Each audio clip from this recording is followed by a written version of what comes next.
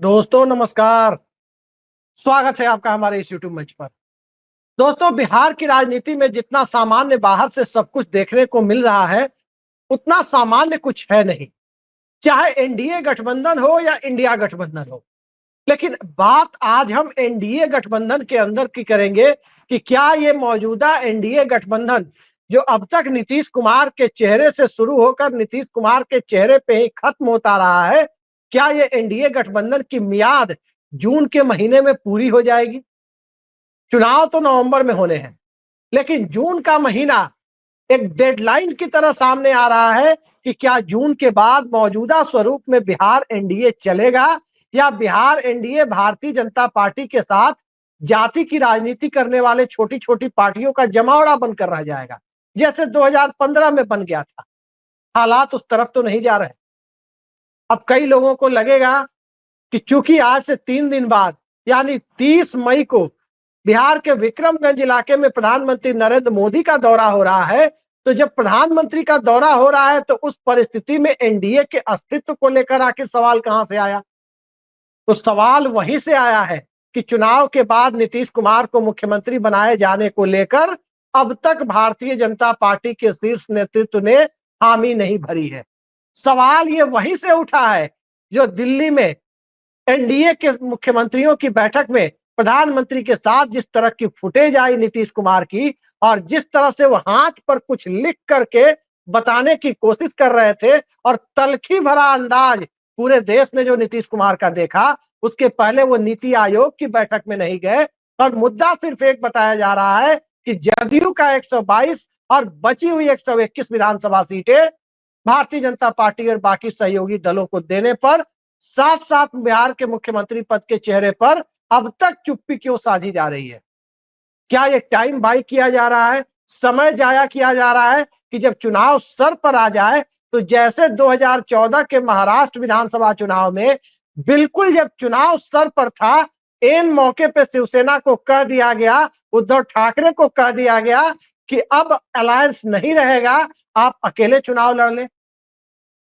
तो नीतीश कुमार इन तमाम परिस्थितियों को लेकर काफी चौकन्ने हैं, और इस चौकन्नी परिस्थितियों के बीच में आखिर नीतीश कुमार अड़ रहे हैं। तो इसका कारण क्या है? जेडीयू को राजनीतिक ऑक्सीजन इतना कहां से मिल रहा है, जिस ऑक्सीजन पर जनता दल यूनाइटेड भारतीय जनता पार्टी से पूर्व की भांति 122 सीटों के लिए अड़ गई है। पिछली बार में विधानसभा चुनाव हुआ था 2020 में, तो 122 और 121 का समझौता था। जेडीयू ने अपने कोटे की 122 में से 7 सीटें जीतन राम मांझी की पार्टी के लिए छोड़ी थी, 115 लड़ी थी। भारतीय जनता पार्टी ने अपनी 121 में से 11 सीटें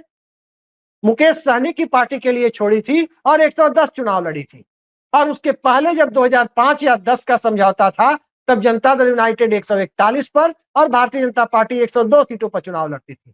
जेडीयू के अंदर 141 वाली बात अभी तक गई नहीं है। बीजेपी के अंदर बिहार में 141 या उससे ऊपर जाने वाली मानसिकता का पहला पड़ाव जो बीजेपी ने जेडीयू से बड़ा भाई बनकर चिराग मॉडल के सहारे ही सही 2020 में हासिल किया था, अब वहां से आगे बढ़ने की तैयारी में भारतीय जनता पार्टी दिखाई दे रही है। और जब बीजेपी वहां से आगे बढ़ने की तैयारी में दिखाई दे रही है, तो बीजेपी की राह का रोड़ा कौन है? स्वाभाविक है कि बीजेपी की राह का रोड़ा कोई और नहीं, बिहार के मुख्यमंत्री नीतीश कुमार की जनता दल यूनाइटेड है। वही जनता दल यूनाइटेड जिसने सबसे पहले लालू यादव के कथित जंगल राज को मुद्दा बनाकर सत्ता हासिल की, और फिर उसके बाद दलितों में महादलित, पिछड़ों में अति पिछड़ा, और उसके सहारे लौकुश समीकरण को जोड़कर जो एक सामाजिक गुलदस्ता बनाया, और उस गुलदस्ते में पसमानदा अल्पसंख्यकों को भी जोड़ने की जो कवायद की, उस कवायद ने जनता दल यूनाइटेड को इस हालात में लाकर खड़ा किया जहां चुनावी हिंदुत्व की गुंजाइश बिहार में सने सने कमजोर पड़ती चली गई। नरेंद्र मोदी के चेहरे के साथ चुनावी हिंदुत्व का बुलबुला भरने की जो कोशिशें थी, उन कोशिशों पर भी लगाम तब लग गया जब नीतीश कुमार ने बिहार में कास्ट सर्वे करा दिया, जातियों की गिनती करा दी। और जब जातियों की गिनती नीतीश कुमार ने करा दी, उसके बाद वो भारतीय जनता पार्टी के साथ आकर चले गए। अब जो परिस्थिति है उसमें नीतीश कुमार की राजनीति, लालू यादव की राजनीति और इन दोनों के बरक्स भारतीय जनता पार्टी की राजनीति को देखने की कोशिश करें तो दो तीन बातें साफ होती है। नीतीश कुमार की राजनीति की चर्चा यदि हम सबसे पहले करें कि आखिर वो चाहते क्या हैं,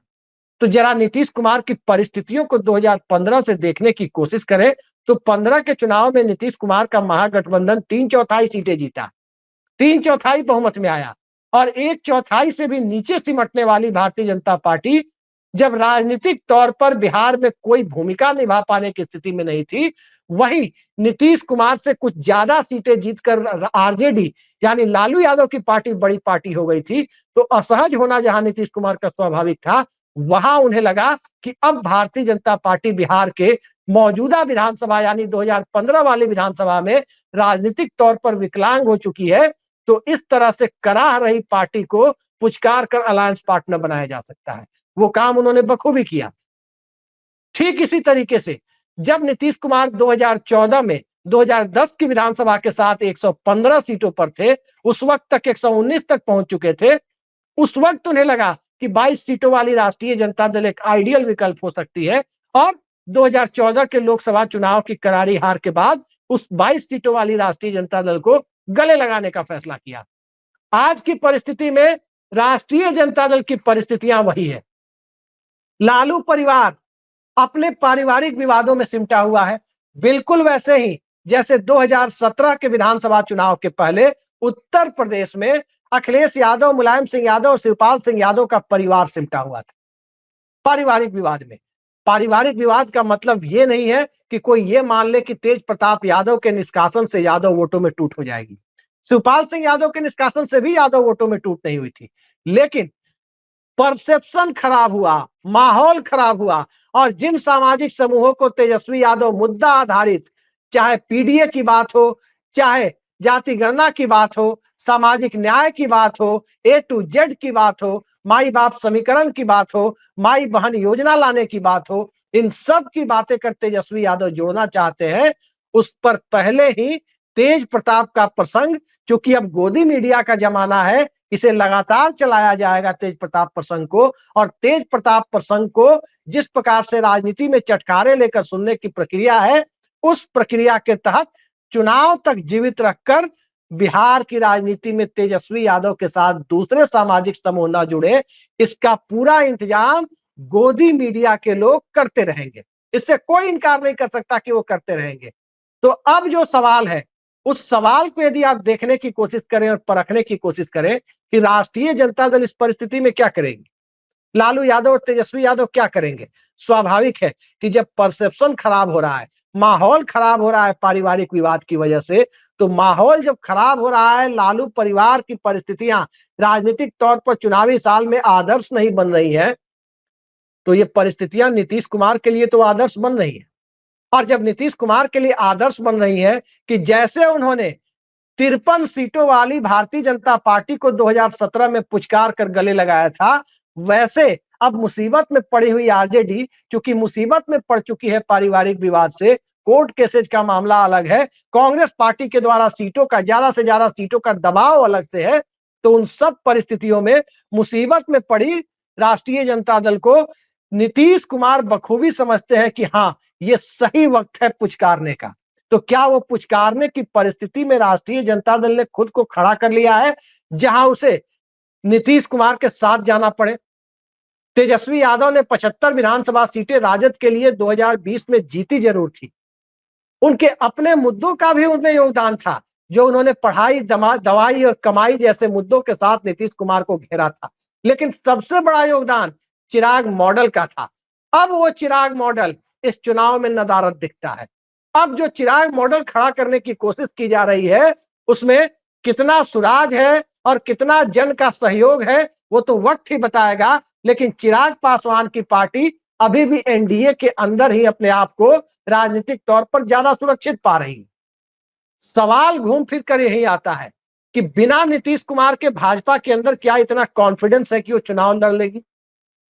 स्वाभाविक है कि नहीं है, क्योंकि बिहार में मोहन यादव और विष्णुदेव साय या भजन लाल शर्मा की तरह नेतृत्व विहीन रहकर भारतीय जनता पार्टी सत्ता हासिल कर ले, ये भाजपा भी सपने में नहीं सोच सकती।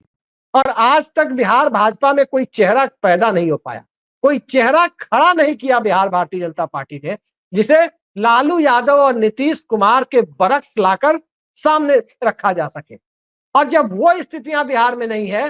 तो बिहार की जनता, जहां चाय की नुक्कड़ पर भी राजनीति की समझ रखने वाले लोगों की बैठकी चलती है, वहां लोगों को यह बखूबी पता है कि अब नरेंद्र मोदी प्रधानमंत्री पद छोड़कर बिहार का मुख्यमंत्री बनने तो आएंगे नहीं, कि मोदी मैजिक के सहारे चुनाव जीता जाए। मोदी मैजिक के सहारे तो 53 सीटों पर सिमटने की नौबत तब आई थी जब नरेंद्र मोदी का ग्राफ चढ़ान पर था, उठान पर था। आज नरेंद्र मोदी का ग्राफ नीचे गिर रहा है। भारतीय जनता पार्टी राजनीतिक तौर पर कास्ट सेंसस के दबाव में दबती जा रही है, मंडल पॉलिटिक्स सर उठा रही है, और इन सब के बीच लालू परिवार की बढ़ रही परेशानी नीतीश कुमार की बार्गेनिंग के लिए आइडियल परिस्थितियों का निर्माण कर रही है। और आइडियल परिस्थितियां क्यों? आइडियल परिस्थितियां इसलिए कि अगर एक छोटे उदाहरण से मैं आपको बताऊं कि मान लीजिए कि अगर आप फॉर्च्यूनर खरीदने की या बीएमडब्ल्यू खरीदने की चाहत रखते हैं और बीएमडब्ल्यू या फॉर्च्यूनर आप खरीद नहीं पाते, तो क्या आप साइकिल पर चलना पसंद करेंगे? स्वाभाविक है कि आप स्कॉर्पियो या कम से कम सफारी खरीदने की आपकी हैसियत, वो खरीद कर अपनी महत्वाकांक्षाओं की पूर्ति जरूर करेंगे। यही स्थिति आज राष्ट्रीय जनता दल की है। उसके लिए मुख्यमंत्री का पद बीएमडब्ल्यू की तरह है। और बीएमडब्ल्यू यदि इस चुनाव में इस माहौल में हासिल होने की उम्मीद धूमिल पड़ती जा रही है, तो उप मुख्यमंत्री रूपी फॉर्च्यूनर या स्कॉर्पियो या सफारी वो खरीद कर चढ़ना नहीं चाहेगी। स्वाभाविक है कि आज की तारीख में दूसरा विकल्प कि बिना गाड़ी के चढ़ने से गाड़ी तो रहे, राजनीतिक तौर पर राजनीतिक गाड़ी की अपेक्षा तेजस्वी यादव को नीतीश कुमार के करीब जाने की आदर्श परिस्थितियों का निर्माण करती है। अब इस आदर्श परिस्थिति के बीच 30 तारीख को जब प्रधानमंत्री जा रहे हैं, चर्चा है कि राजभवन भी वो पटना में जाएंगे, पटना एयरपोर्ट के नए टर्मिनल भवन का उद्घाटन भी उन्हें करना है, तो क्या एयरपोर्ट से फ्लाइट उड़ने के पहले नीतीश कुमार की राजनीतिक महत्वाकांक्षाओं के सामने भारतीय जनता पार्टी को झुककर उनके नाम का ऐलान करना पड़ेगा और उनके लिए 122 या कम से कम 115 सीटें छोड़ने का भी ऐलान करना पड़ेगा, क्योंकि जेडीयू अब इंतजार के मूड में नहीं है। उसे भी अपने वोटर को समझाना होगा कि आखिर भाजपा का दामन यदि वो छोड़ती है तो क्यों छोड़ा। बीजेपी जाति जनगणना की मांग को स्वीकार कर चुकी है। हाँ, ये जरूर है, कब करेंगे इस पर कुछ नहीं बोला है। पंचवर्षीय योजना की तरह की ठीक है कभी कर देंगे,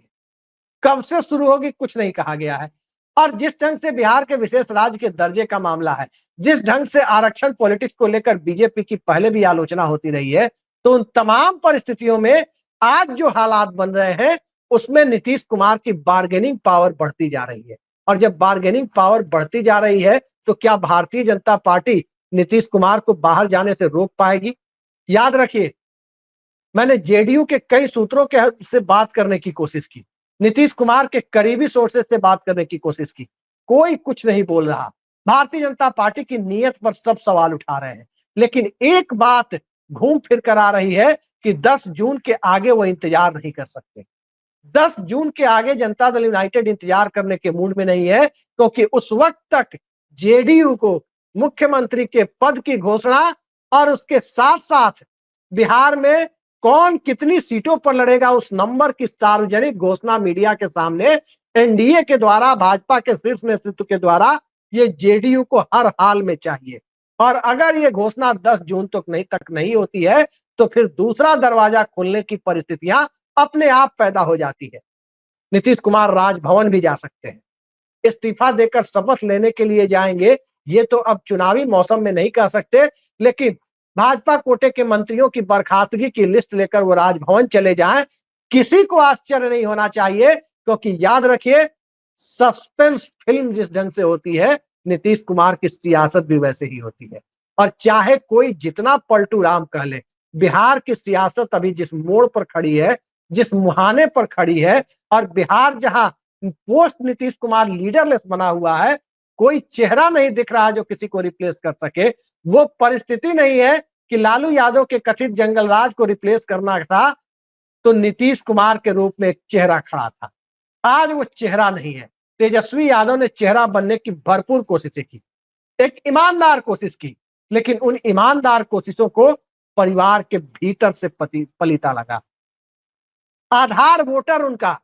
दूसरे सामाजिक समूहों को जोड़ने के लिए एक बाधा की तरह सामने आ गया। तो तेजस्वी यादव की भी मजबूरियां हैं, नीतीश कुमार की भी मजबूरियां हैं और भारतीय जनता पार्टी की मजबूरियां और महत्वाकांक्षा, इन दोनों के बीच जब बीजेपी को चुनाव करना है तो इस चुनाव के बीच नीतीश कुमार को बांध कर रखने के लिए मजबूरी या महत्वाकांक्षा में से एक को भाजपा को छोड़ना होगा। और वो छोड़ने के लिए क्या भाजपा तैयार है? विक्रमगंज में 30 जून को प्रधानमंत्री की जो भाषा होगी, काफी कुछ उससे डिकोड किया जा सकेगा कि क्या नीतीश कुमार के राजभवन जाने की आदर्श परिस्थितियां पैदा हो गई है। तो इंतजार करते हैं, देखते हैं नरेंद्र मोदी पटना के राजभवन में रुकते हैं या उसके आगे नीतीश कुमार राजभवन जा सकते हैं। देखिए क्या होता है, कौन राजभवन पहुंचता है। लेकिन नीतीश कुमार के राजभवन जाने की परिस्थितियों से पटना ही नहीं हिलेगा, दिल्ली की सियासत ही नहीं हिलेगी। सरकार और सेंसेक्स दोनों एक साथ थरथराने की स्थिति में है, क्योंकि सच्चाई यही है कि नरेंद्र मोदी 272 के संसद में बहुमत के आंकड़े से 32 पायदान पीछे हैं और उन 32 पायदानों में 1 दर्जन पाया नीतीश कुमार का भी लगा हुआ है, जिसके सहारे मोदी सरकार खिसक रही है। तो देखते जाइए बिहार की सियासत किस दिशा में जाती है। आज के लिए इतना ही। नमस्कार।